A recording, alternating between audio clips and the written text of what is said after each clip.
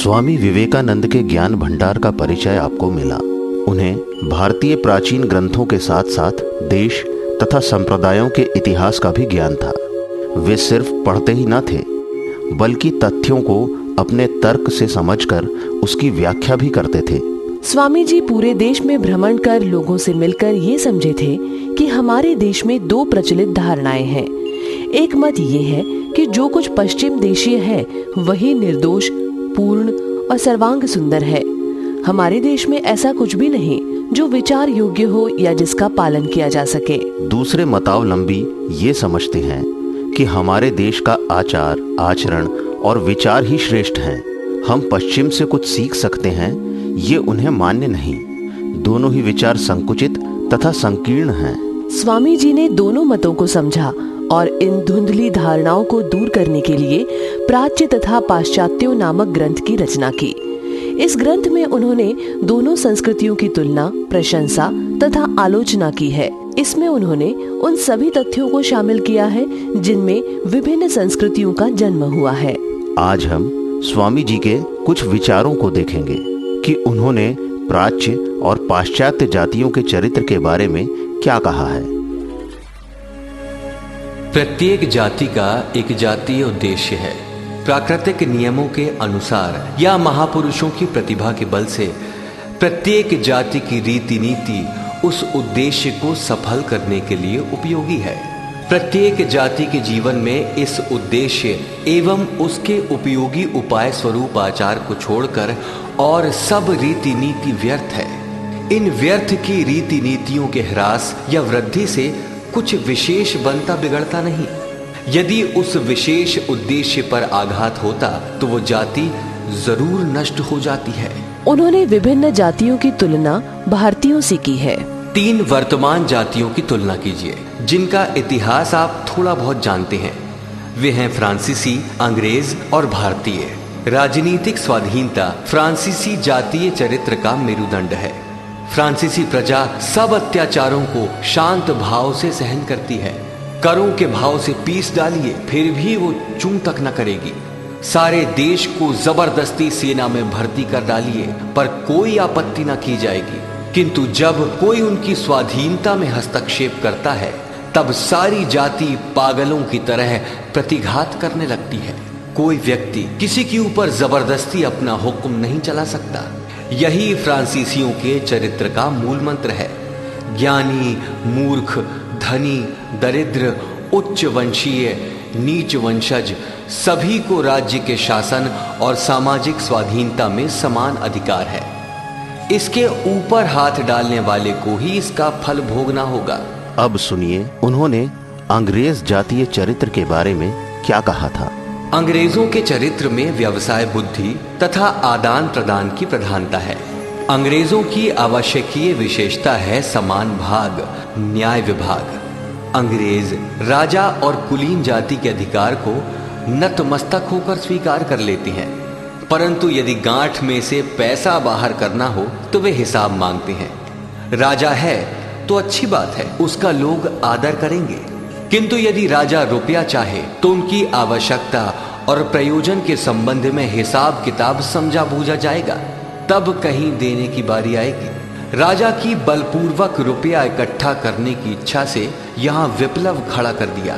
उन लोगों ने राजा को मार डाला। अब वे भारतीयों के चरित्र की व्याख्या करते हैं। भारतीय कहते हैं कि राजनीतिक और सामाजिक स्वाधीनता बहुत अच्छी चीज है, किंतु वास्तविक चीज आध्यात्मिक स्वाधीनता अर्थात मुक्ति है। यही जातीय जीवन का उद्देश्य है। वैदिक, जैन, बौद्ध, द्वैत, विशिष्टाद्वैत और अद्वैत सभी इस संबंध में एकमत हैं। इसमें हाथ न लगाना, नहीं तो सर्वनाश हो जाएगा। इसे छोड़कर और चाहे जो कुछ करो चुप रहेंगे। लाठी मारो, काला कहो, सर्वस्व छीन लो, इससे होता कुछ नहीं, किंतु इसी दरवाजे को छोड़ दो। प्राचीन काल में पठान लोग आते जाते थे। कोई स्थिर होकर राज्य नहीं कर सका क्योंकि धर्म पर वे बराबर आघात करते रहे। परंतु दूसरी ओर मुगल राज्य किस प्रकार सुदृढ़, प्रतिष्ठित तथा बलशाली हुआ, कारण यही है कि मुगलों ने इस स्थान पर आघात नहीं किया। भारतीय ही तो मुगलों के सिंहासन के आधार थे। जहांगीर, शाहजहां, दारा, शिको आदि सभी की माताएं हिंदू थीं। और देखो, जो ही भाग्यहीन औरंगजेब ने उस स्थान पर आघात किया, क्यों ही इतना बड़ा मुगल राज्य स्वप्न की तरह हवा हो गया। अंग्रेजों का ये सुदृढ़ सिंहासन किस चीज के ऊपर प्रतिष्ठित है? कारण यही है कि किसी भी अवस्था में अंग्रेज उस धर्म के ऊपर हस्तक्षेप नहीं करते। पादरियों ने थोड़ा बहुत हाथ डालकर ही तो सन 1857 में हंगामा उपस्थित किया था। अंग्रेज जब तक इसको अच्छी तरह समझते तथा इसका पालन करते रहेंगे, तब तक उनका राज्य कई पीढ़ियों तक संभव है बना रहे। विज्ञ बहुदर्शी अंग्रेज भी इस बात को समझते हैं। उन्होंने समझाया था कि हर देश तथा जाति के पीछे एक खास शक्ति होती है। उसी जाति से चरित्र गठन होता है। उसी एक महाशक्ति का फ्रांसीसियों के विस्तार के रूप में और हिंदुओं के हृदय में मुक्ति लाभ की इच्छा के रूप में विकास हुआ है। किंतु इसी महाशक्ति की प्रेरणा से कई शताब्दियों से नाना प्रकार के सुख दुखों को झेलते हुए फ्रांसीसी और अंग्रेजी चरित्र गठित हुआ है। और उसी की प्रेरणा से लाखों शताब्दियों के आवर्तन में हिंदुओं के जातीय चरित्र का विकास हुआ है। उन्हें अपने देशवासियों पर पूरा भरोसा था कि एक दिन वे अपने खोए हुए आदर्शों को फिर से प्राप्त कर लेंगे। ये सोचना कि हमारे राष्ट्रीय आदर्श में भूल रही है, निरी मूर्खता है। पहले अन्य देशों में जाइए, अपनी आंखों से देखकर, दूसरों की आंखों से नहीं। उनकी अवस्था और रहन सहन का अध्ययन कीजिए और यदि मस्तिष्क हो तो उन पर विचार कीजिए। फिर अपने शास्त्रों और पुराने साहित्य को पढ़िए और समस्त भारत की यात्रा कीजिए तथा विभिन्न प्रदेशों में रहने वाले अधिवासियों के चाल चलन, आचार विचार का विस्तीर्ण दृष्टि और उन्नत मस्तिष्क से बेवकूफों की तरह नहीं विचार कीजिए। तब समझ सकोगे कि जाति अभी भी जीवित है, दुखी चल रही है, केवल बेहोश हो गई है। और देखोगे कि इस देश का प्राण धर्म है, भाषा धर्म है तथा भाव धर्म है। आपकी राजनीति, समाज नीति, रास्ते की सफाई, प्लेग निवारण, दुर्भिक्ष पीड़ितों को अन्नदान आदि आदि चिरकाल से इस देश में जैसे हुआ है वैसे ही होगा। अर्थात धर्म के द्वारा यदि होगा तो होगा, अन्यथा नहीं। आपके रोने चिल्लाने का कुछ भी असर न होगा। स्वामी जी सभी को मनुष्य बनने की शिक्षा देते थे। व्यर्थ के आचार विचार को वे नहीं मानते थे। एक बात पर विचार कर देखिए, मनुष्य नियमों को बनाता है या नियम मनुष्यों को बनाते हैं? मनुष्य रुपया पैदा करता है या रुपया मनुष्यों को पैदा करता है? मनुष्य कीर्ति और नाम पैदा करता है या कीर्ति और नाम मनुष्य पैदा करते हैं? मेरे मित्रों, पहले मनुष्य बनिए, तब आप देखेंगे कि वे सब बाकी चीजें स्वयं आपका अनुसरण करेंगी। परस्पर के घृणित द्वेष भाव को छोड़िए और सउद्देश्य, सदुपाय, सत्साहस एवं सद्वीर्य का अवलंबन कीजिए। आपने मनुष्य योनि में जन्म लिया है तो अपनी कीर्ति यहीं छोड़ जाइए। तुलसी आयो जगत में, जगत हंसे तुम रोए, ऐसे करनी कर चलो, आप हंसे जग रोए। अगर ऐसा कर सको तब तो तुम मनुष्य हो, अन्यथा तुम कैसे मनुष्य हो? हमारे देश में बहुत से लोग अंग्रेजों के चाल चलन का अनुसरण करने लगे थे। उसी में वे अपने को सभ्य तथा अंग्रेजों के बराबर समझते थे। परंतु स्वामी जी ने उन्हें समझाकर कहा था, पाश्चात्य जाति के गुणों को अपने सांचे में ढालकर लेना होगा। मेरे मित्रों, एक बात आपको और समझ लेना चाहिए। हमें अवश्य ही अन्यान्य जातियों से बहुत कुछ सीखना है। जो मनुष्य कहता है कि हमें कुछ नहीं सीखना है, समझ लो कि वो मृत्यु की राह पर है। जो जाति कहती है कि हम सर्वज्ञ हैं, उसकी अवनति के दिन बहुत निकट हैं। जितने दिन जीना है उतने दिन सीखना है, उसे अपने सांचे में ढाल लेना है। अपने असल तत्व को सदा बचाकर फिर बाकी चीजें सीखनी होंगी। खाना तो सब देशों में एक ही है, पर हम पैर समेटकर खाते हैं और यूरोपीय पैर लटकाकर खाते हैं। अब मान लो कि मैं उन्हीं की तरह खाता हूं, तो क्या मुझे भी उन्हीं की तरह टांग लटकाकर बैठना पड़ेगा? ऐसा होने से निश्चय ही मेरी टांग यम के ग्रह की ओर प्रस्थान करेंगी। इस दुख में जो प्राण जाएगा उसका क्या लाभ? इसलिए हमें उनका भोजन पैर समेटकर ही खाना होगा। इसी प्रकार जो कुछ भी विदेशी बातें सीखनी होंगी, उन्हें अपनी बनाकर पैर समेटकर अपने वास्तविक जातीय चरित्र की रक्षा कर तब सीखनी होंगी। उन्होंने जातिगत भिन्नता को समझाया था, उसके कारण बताए थे, पर कभी किसी की निंदा नहीं की। वे भी अच्छे हैं और हम भी अच्छे हैं। काको बंदों काको निंदों दोनों पल्ला भारी। हाँ, ये अवश्य है कि भले की भी श्रेणियां हैं। हमारे विचार से 3 चीजों से मनुष्य का संगठन होता है: शरीर, मन और आत्मा। पहले शरीर की बात लीजिए, जो सबसे बाहरी चीज है।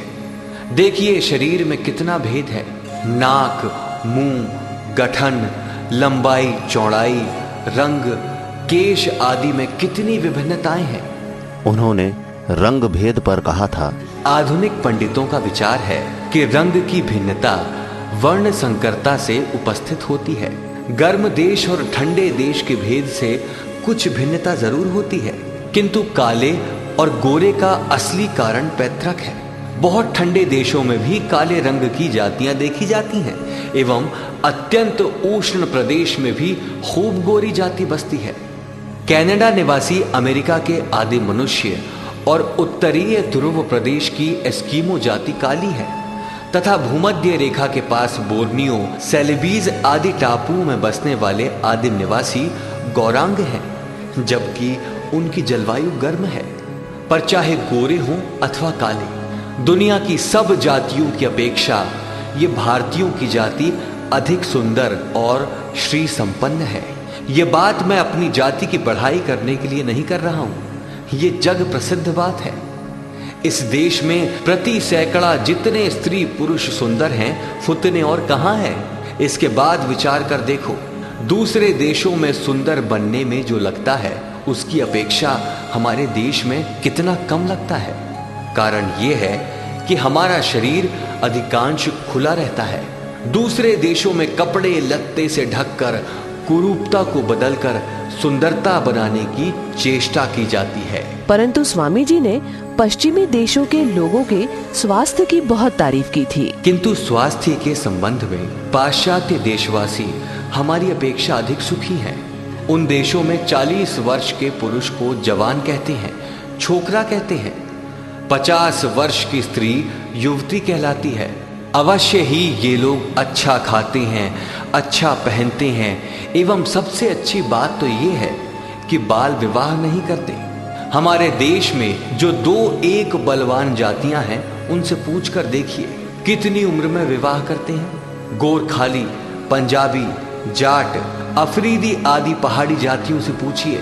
इसके बाद शास्त्र को पढ़ देखिए। 30, 25 और 20 वर्ष में ब्राह्मण, क्षत्रिय और वैश्यों को क्रमानुसार विवाह करने को लिखा है।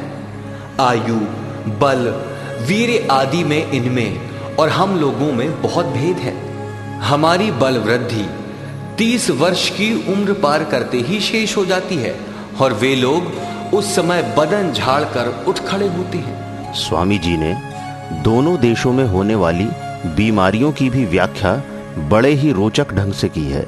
हम लोग निरामिष भोजी हैं, हमें अधिकांश पेट के ही रोग होते हैं। हमारे अधिकतर बूढ़े इसी पेट की बीमारी से मरते हैं। वे मांस भोजी हैं, उन्हें अधिकतर हृदय की बीमारी होती है। पाश्चात्य देशों में अधिकतर बूढ़े बूढ़ी हृदय रोग और फेफड़े की बीमारी से मरते हैं। एक पाश्चात्य देशीय विद्वान डॉक्टर पूछते हैं कि क्या पेट की बीमारी से पीड़ित लोग प्रायः निरुत्साह और बैरागी होते हैं? हृदय आदि शरीर के ऊपरी भाग के रोगों में आशा और पूरा विश्वास रहता है। हैजे का रोगी आरंभ से ही मृत्यु के भय से अस्थिर हो जाता है। टीबी का रोगी मरने के समय तक भी विश्वास करता है कि उसे आराम हो जाएगा। अतएव क्या इसलिए भारतवासी सदा मृत्यु और वैराग्य की बातें कहा करते हैं? मैं तो अभी तक इस प्रश्न का कोई समुचित उत्तर ही नहीं सोच सका, किंतु बात विचारणीय है अवश्य। उन्होंने आगे और भी कहा है कि हमारे देश में दांत और केश के रोग बहुत कम होते हैं और उस देश में बहुत ही कम लोगों के स्वाभाविक दांत होते हैं। गंजे तो सभी जगह पाए जाते हैं। हमारी स्त्रियां नाक और कान गहना पहनने के लिए छिदवाती हैं। वहां की भले घर की स्त्रियां नाक कान नहीं छिदवाती, किंतु कमर को बांधकर, रीढ़ की हड्डी को मरोड़कर, प्लीहा और यकृत को अपनी जगह से हटाकर शरीर को ही कुरूप बना डालती हैं। अपने शरीर को सुंदर बनाने के कारण उन्हें मृत्यु का कष्ट झेलना पड़ता है। स्वामी जी की पैनी नजर उनके पोशाक पर भी पड़ी थी। उसकी तुलना भी वे हमारी पोशाकों से करते हैं। पाश्चात्य देशीय पोशाक कामकाज करने के लिए अधिक उपयुक्त होती है। धनी लोगों की स्त्रियों की सामाजिक पोशाक को छोड़कर अन्य स्त्रियों की पोशाक भद्दी होती है। हमारी स्त्रियों की साड़ी और हमारे पुरुषों का चोगा, चपकन और पगड़ी के सौंदर्य की तुलना इस पृथ्वी पर है ही नहीं। ढीले ढाले कपड़ों की सुंदरता को तंग कपड़े पा ही नहीं सकते। हमारे सभी कपड़े कलीदार और ढीले ढीले रहते हैं, इसलिए उन्हें पहनकर कामकाज नहीं किया जा सकता। काम करने में वे नष्ट भ्रष्ट हो जाते हैं। इनका फैशन कपड़े में है और हमारा फैशन कहने में। अब थोड़ा थोड़ा हमारा ध्यान कपड़े की ओर भी गया है। स्त्रियों की पोशाक के पेरिस और पुरुषों के लिए लंदन केंद्र है। पेरिस की नर्तकियां नए नए फैशन निकालती हैं। किसी प्रसिद्ध नर्तकी ने जो पोशाक पहनी, उसी का अनुकरण करने के लिए सब दौड़ पड़ती हैं। आजकल कपड़ा बेचने वाले बड़े बड़े दुकानदार नए फैशन का प्रचार करते हैं। कितने करोड़ रुपए प्रतिवर्ष इस पोशाक बनाने में लगते हैं, इसे हम समझ नहीं सकते। उन्हें पश्चिमी फैशन का भी ज्ञान था। वे बड़े मजे लेकर वहाँ के फैशन की बात करते हैं। इन नई पोशाकों की सृष्टि करना इस समय एक बड़ी कला हो गई है। किसी स्त्री के शरीर और केश के रंग के साथ किस रंग की पोशाक मेल खाएगी, उसके शरीर का कौन अंग ढकना होगा और कौन खुला रखना होगा, इत्यादि बातों पर खूब गंभीर विचार कर तब पोशाक तैयार करनी पड़ती है। इसके बाद दो चार बहुत ऊंची श्रेणी की महिलाएं जो पोशाक पहनती हैं, वही पोशाक अन्य स्त्रियों को भी पहननी पड़ेगी, नहीं तो उनकी जाति चली जाएगी। इसी का नाम फैशन है। फिर भी ये फैशन घड़ी घड़ी बदलता है। वर्ष के 4 मौसमों में 4 बार बदलना तो आवश्यक ही है। इसके अलावा और भी कितने समय आते हैं जब पोशाक बदली जाती है ना मजे की बात। इन बातों को बताते हुए स्वामी जी खूब मजा लेते थे। फैशन के बारे में तो उनकी बहुत हंसी उड़ाते थे। जो बहुत अमीर होते हैं उनके कपड़े पेरिस से बनकर आते हैं। बाकी लोग अपने देश में ही उनकी नकल कर कपड़े बनवाते हैं, किंतु स्त्रियों की टोपियां तो फ्रांस की ही बनी होनी चाहिए। जिसके पास फ्रांस की ही बनी टोपी नहीं है, वो अच्छी स्त्री ही नहीं समझी जाती। अंग्रेज और जर्मन स्त्रियों की पोशाक अच्छी नहीं समझी जाती। 10-20 अमीर स्त्रियों को छोड़कर वे अच्छे कपड़े नहीं पहनती, इसलिए दूसरे देशों की स्त्रियां उन पर हंसती हैं। बहुत से अंग्रेज पुरुष बहुत अच्छे कपड़े पहनते हैं। बिना किसी भेद के अमेरिका के सभी स्त्री पुरुष बहुत सुंदर कपड़े पहनते हैं। यद्यपि विदेशी वस्त्रों का आना रोकने के लिए अमेरिका की सरकार पेरिस और लंदन के कपड़ों पर बहुत अधिक चुंगी लेती है, फिर भी सभी स्त्रियां अपने कपड़े पेरिस तथा सभी पुरुष अपने कपड़े लंदन से ही मंगवाते हैं। तरह तरह के रंग के पश्मीना और बनात तथा रेशमी कपड़े प्रतिदिन निकलते हैं। लाखों आदमी उसी को काट छांट कर पोशाक बनाते हैं। पोशाक यदि ठीक ढंग की न हुई तो सभ्य पुरुष या स्त्री का रास्ते में निकलना ही कठिन हो जाता है। हमारे देश में कपड़ों के फैशन का यह हंगामा नहीं है, पर गहनों में थोड़ा थोड़ा फैशन घुस रहा है। रेशमी और ऊनी कपड़े के व्यापारी उन देशों में दिन रात फैशन के परिवर्तनों पर और लोगों को कौन फैशन अधिक पसंद हुआ, इस सब पर खूब तीखी नजर रखते हैं, अथवा कोई नया फैशन तैयार कर उस ओर लोगों के मन को आकृष्ट करने की चेष्टा करते हैं। जहां एक बार भी अंदाजा पक्का बैठ गया कि वो व्यवसायी माला माल हो गया। जब तृतीय नेपोलियन फ्रांस देश के बादशाह थे, उस समय साम्राज्ञी येजुनी पाश्चात्य देश की वेशभूषा की अधिष्ठात्री देवी समझी जाती थी। उन्हें कश्मीरी शाल बहुत पसंद था, इसलिए यूरोपीय लाखों रुपए का शॉल खरीदते थे। नेपोलियन के पतन के पश्चात फैशन बदल गया और कश्मीरी शॉलों की खपत यूरोप में रुक गई। स्वामी जी जब ये बातें सुनाते तो लोग हंस हंस के लोटपोट हो जाते थे, क्योंकि उनका सुनाने का ढंग ही इतना मजेदार होता था कि लोग सुनते ही चमत्कृत हो जाते थे। अब स्नान करने की प्रथा पर वे क्या कहते थे, सुनिए। पहले शरीर को ही लेकर देखिए। बाह्य और आभ्यंतरिक शुद्धि का नाम ही पवित्रता है। मिट्टी, जल आदि के द्वारा शरीर शुद्ध होता है। दुनिया की ऐसी कोई जाति नहीं है जिसका शरीर भारतीयों के सदृश साफ हो। भारतीयों के अतिरिक्त और किसी भी जाति के लोग शौचादि में जल का इतना अधिक व्यवहार नहीं करते। यदि ये कहें कि पाश्चात्य देश वाले नहाते ही नहीं तो भी कोई हर्ज नहीं। भारत में आने के कारण अंग्रेजों ने अपने देश में स्नान करने की प्रथा चलाई है। जो विद्यार्थी विलायत से पढ़कर लौटे हैं उनसे पूछिए कि वहां स्नान करने का कितना कष्ट है। जो लोग स्नान करते हैं अर्थात सप्ताह में एक दिन, उसी दिन वे भीतर पहनने का कपड़ा, गंजी, अधबैया आदि बदलते हैं। अवश्य ही कुछ अमीर लोग प्रतिदिन स्नान करते हैं। अमेरिका वालों में प्रतिदिन स्नान करने वालों की संख्या अधिक है।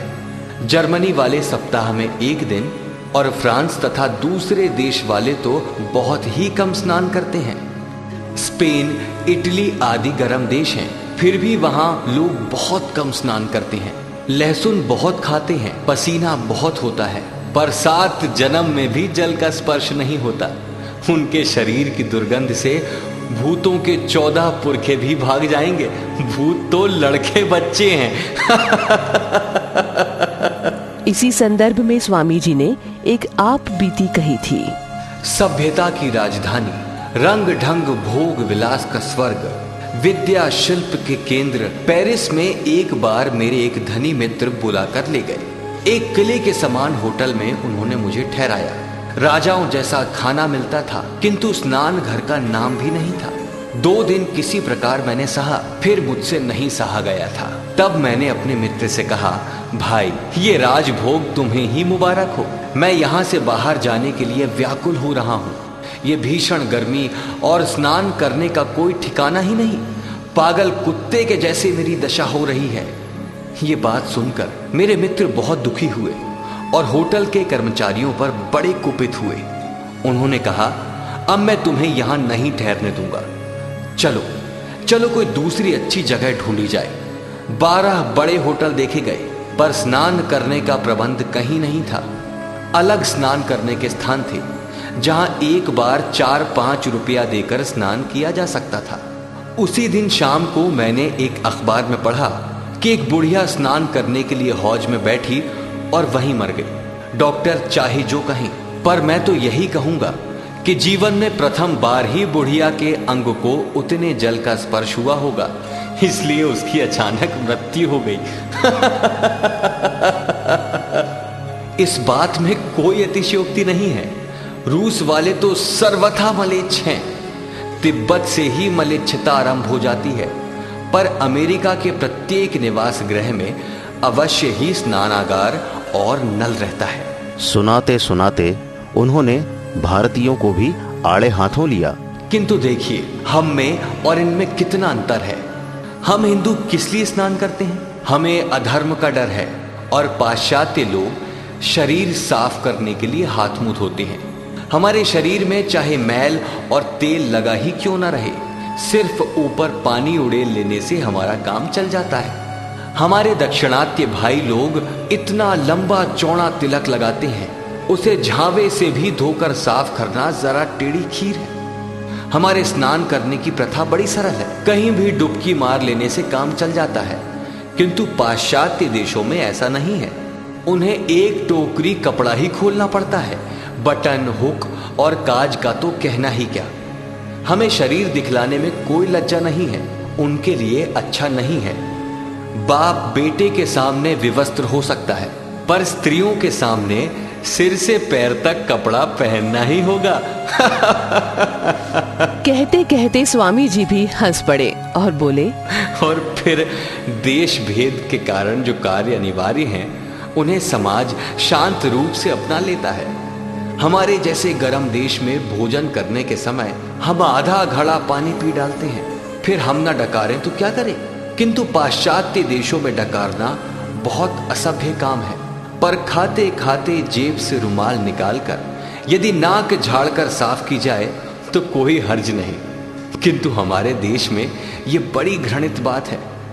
ठंडे देशों में बीच बीच में नाक साफ किए बिना बैठा ही नहीं जा सकता। हम लोग मैले से अत्यंत घृणा करते हैं, फिर भी हम बहुत मैले रहते हैं। हमको मैले से इतनी घृणा है कि जिसने मैला छुआ उसे स्नान करना पड़ेगा। इसलिए दरवाजे पर मैले के ढेर को हम सड़ने देते हैं। सिर्फ ध्यान इसी बात का रहता है कि हम उसे छूते तो नहीं। पर इधर जो नरक कुंड का वास होता है, उसका क्या? एक अनाचार के भय से दूसरा महाघोर अनाचार। एक पाप से बचने के लिए हम दूसरा गुरुतर पाप करते हैं। जो अपने घर में कूड़े का ढेर रखता है वो अवश्य ही पापी है, इसमें संदेह ही क्या है। उसका दंड भोगने के लिए उसे ना तो दूसरा जन्म ही लेने की आवश्यकता होगी और ना बहुत देर तक संसार में ठहरना ही पड़ेगा।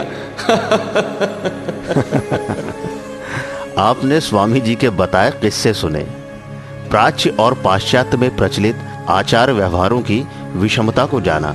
आगे की कड़ियों में हम आपको ऐसी ही कुछ और रोचक बातें सुनाएंगे।